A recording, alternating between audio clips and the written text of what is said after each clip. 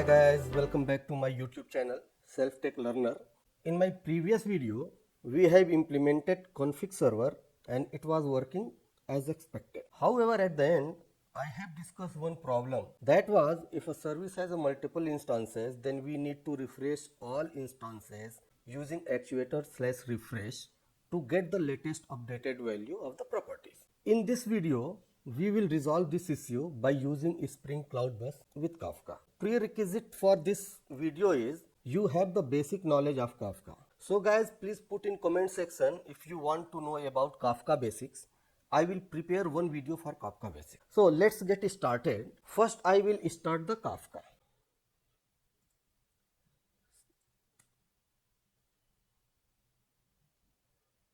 So my Kafka is started on 9092 port.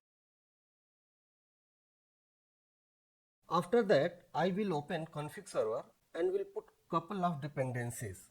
One is Spring Cloud Starter Bus Kafka and other is Spring Kafka. So let's put dependencies Spring Cloud Starter Bus Kafka, this one, and one more dependency, that is Spring Kafka. Spring Kafka. Okay.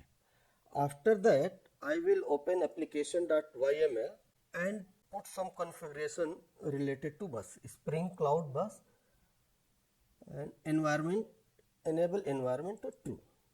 Apart from that, also we have to provide where our Kafka is running. So Spring Kafka bootstrap server, HTTP localhost 9092, because we have seen our Kafka is running on 9092. ये configuration हमने कर लिया. इसके बाद logging को थोड़ा सा enable कर देते हैं. org.springframework.cloud इसको हम डिबग में इनेबल कर देते हैं. That's all. Config server complete. Same configuration, same चीज़ हमको करना होगा पेशेंट सर्विस में. तो मैं ये दोनों डिपेंडेंसी यहाँ से कॉपी कर लेता हूँ और ओपन करता हूँ पेशेंट. यहाँ पे आया पेशेंट सर्विस में और वो दोनों डिपेंडेंसीज मैंने यहाँ पे ऐड कर दी. अगेन हम यहाँ पे चलते हैं application.yml में और यहाँ पे स्प्रिंग क्लाउड बस रिफ्रेश इनेबल, रिफ्रेश को हमने इनेबल कर दिया. और इसको भी हमको बताना पड़ेगा कि हमारा काफका कहाँ पे रन कर रहा है. Kafka bootstrap server HTTP local host 9092. यहाँ पे भी हम लॉगिंग को इनेबल कर देते हैं. org.springframework.cloud ये हमने डिबग कर दिया. ये दो काम हमने कर लिया जो कॉन्फ़िगरेशन करने थे. इसके बाद हम अपने एप्लीकेशन को स्टार्ट करते हैं. फर्स्ट हम कॉन्फ़िग सर्वर को स्टार्ट करते हैं. Let's start.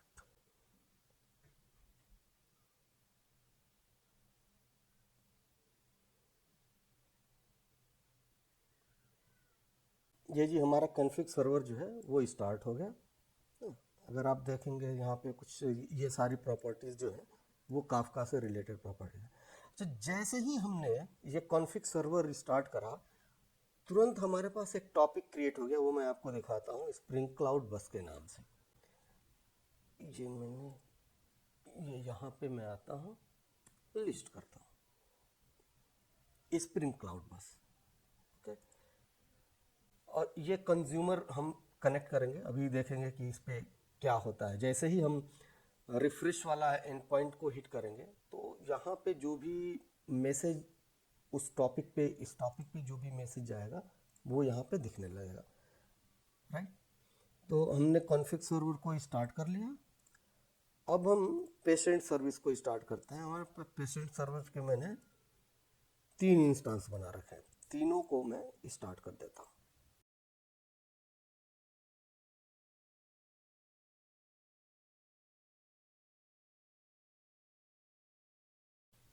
ये तीनों हमारे इंस्टेंस स्टार्ट हो गए.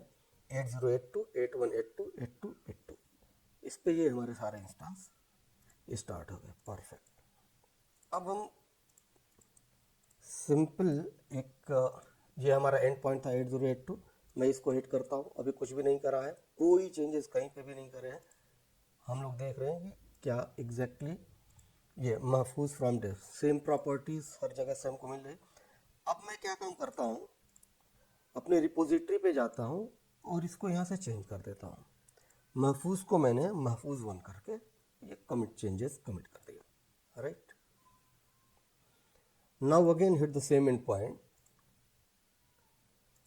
और हमको अभी अपडेटेड वैल्यू नहीं मिल रही क्योंकि हमने अभी रिफ्रेश नहीं करा है, राइट।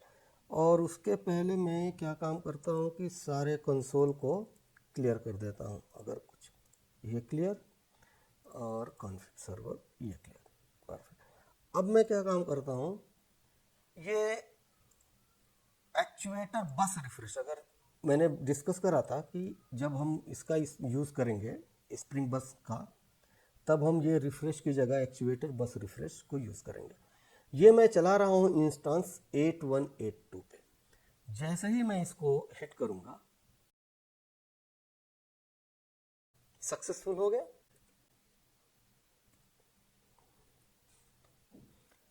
फ्रॉम बिगिनिंग,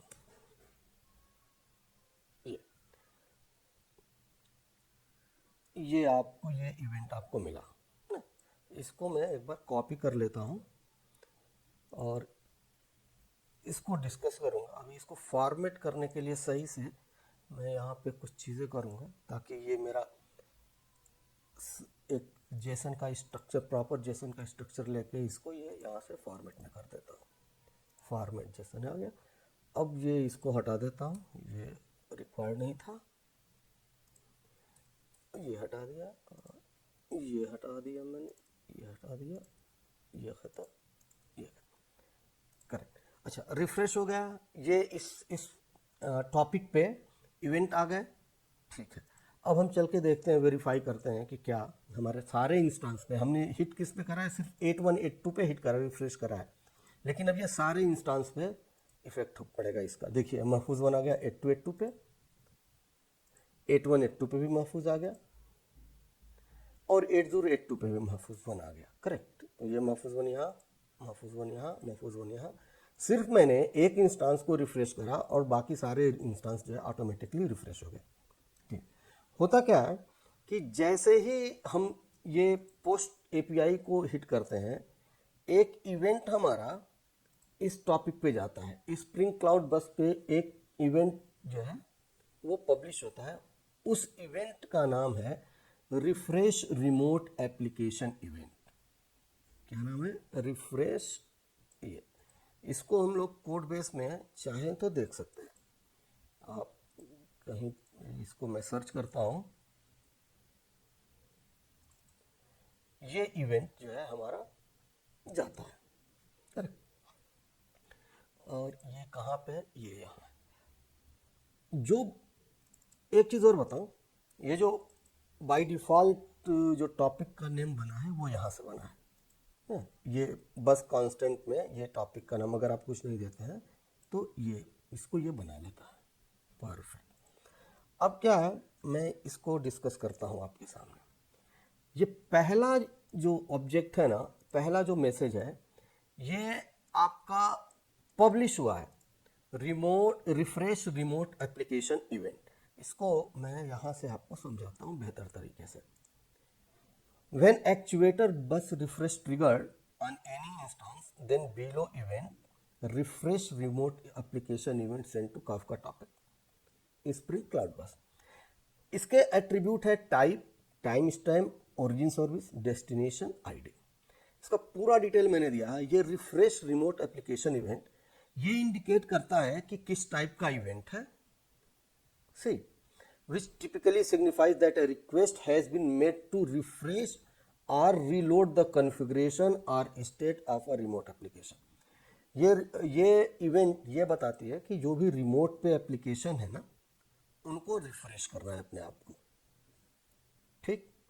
दूसरा आता है टाइम स्टैम्प। ये टाइम स्टैम्प बताता है कि ये जो इवेंट है ये कब अकर्ड हुआ, कब ये इवेंट फायर हुआ।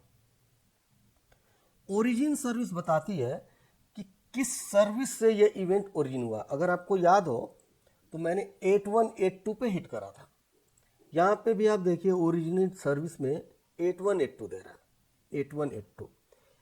इसमें ये इसके जो पार्ट हैं वो पेशेंट सर्विस फर्स्ट, ये क्या है आपके सर्विस का नाम है, ठीक, नेम ऑफ द सर्विस जिसने जनरेट कराई हुई। किस एनवायरनमेंट पे चल रहा है, डेव एनवायरनमेंट पे। किस पोर्ट पे रन कर रहा है, 8182 पे। और ये एक रैंडम नंबर होता है ताकि यूनिकली उस पर्टिकुलर इंस्टेंस को आइडेंटिफाइड किया जा सके। यहाँ पे चूंकि मैंने सिर्फ पोर्ट नंबर को चेंज करा है तो इसका सिग्निफिकेंट नहीं समझ में आ रहा है, लेकिन अब आप ये मान के चलिए कि डिफरेंट मशीन पे मैं सेम पोर्ट ओपन कर सकता हूँ। मेरा 4 मशीन है, 4 डिफरेंट मशीन है, चारों डिफरेंट मशीन पे मैं 8182 8182 8182 पोर्ट ओपन कर सकता हूँ, कोई प्रॉब्लम नहीं है। उस केस में अगर ये यूनिक नंबर मैं इसके साथ इंक्लूड नहीं करूँगा तो इंस्टेंस को यूनिकली आइडेंटिफाई नहीं कर सकते, इसलिए ये बहुत इंपॉर्टेंट है यूनिकली आइडेंटिफाई करने के लिए इंस्टेंस को, correct. Destination service star star, this denotes the intended destination for the event. The value star is often used as a wildcard, meaning the event is intended for all possible destination service. यहाँ पे जो possible destination service है हमारे case में ये 3 1 2 3 और plus config server itself, ये हमारा डेस्टिनेशन है। ओके, तो ये तो बात हो गई जो इवेंट जैसे ही मैंने पोस्ट एपीआई को हिट करा, इसको हिट करा, ये इवेंट फायर हुई और ये इस टॉपिक पे, काफका के इस टॉपिक पे जाके पब्लिश हो गया। एज सुन एज ये पब्लिश हुआ तो हमारे पास उसको जो है रिसीव भी किया गया। रिसीव किसने करा, रिसीव का जो इवेंट टाइप है वो ये है एक्नॉलेजमेंट। ये बोलता है अच्छा जी एक्नॉलेज्ड हो गया। इसमें भी आप देखिए टाइप है, टाइम स्टैम्प है, ओरिजिनल सर्विस है, डेस्टिनेशन है, आईडी है, एक्नॉलेजमेंट है, और यहाँ पे एक और चीज़ ये होती है आईडी। ये आईडी यूनिकली आइडेंटिफाई करती है उस इवेंट को, unique identifier for the event itself, right. अब यहाँ पे आप देखिए ये हमारा कंज्यूमर, ये इवेंट कंज्यूम हुई, इसने एक्नॉलेज भेजा कि अच्छा मैंने कंज्यूम कर लिया। 8182 इटसेल्फ ये भी कंज्यूमर है अपने आप का, है ना। अब ये देखिए इस आईडी को देखिए, ये आईडी जो है ये इस इवेंट का आईडी है, ये जो इवेंट जनरेट हुआ इस इवेंट का आईडी है, और ये एक्नॉलेज आईडी जो है इसका हुआ है, जो हमारा पोस्ट हुआ है, जो पब्लिश हुआ है, पब्लिश का इवेंट आईडी ये है, और एक्नॉलेजमेंट में एक वही ये जो आईडी है पब्लिश का आईडी एक्नॉलेजमेंट में एक्नॉलेज्ड आईडी हो जाता है। यहां से ये रिलेशनशिप बनता है कि ये जो इवेंट है इसने इस इवेंट को लिसन करा है, और चूंकि ये अपने आप में एक इवेंट है तो इसकी भी एक आईडी होगी, तो वो आईडी है। तो आप देखिए सिमिलरली ये जो है कहाँ कहाँ यूज हो रहा है। 8182 8888 हमारा कॉन्फिग सर्वर है, 8082 हमारा एक और इंस्टेंस है, और 8282 हमारा एक और इंस्टेंस है। तो इसके कितने कंज्यूमर हुए, 4, करेक्ट। उसको भी मैंने यहाँ पे पूरा डिटेल करके ये मैंने बताया हुआ है कि एक एक प्रॉपर्टी का मतलब क्या है। मैं इसको शेयर कर दूंगा आपके साथ, okay. All right guys, that was about to how to implement spring cloud bus with Kafka to resolve the issue whatever we have discussed earlier.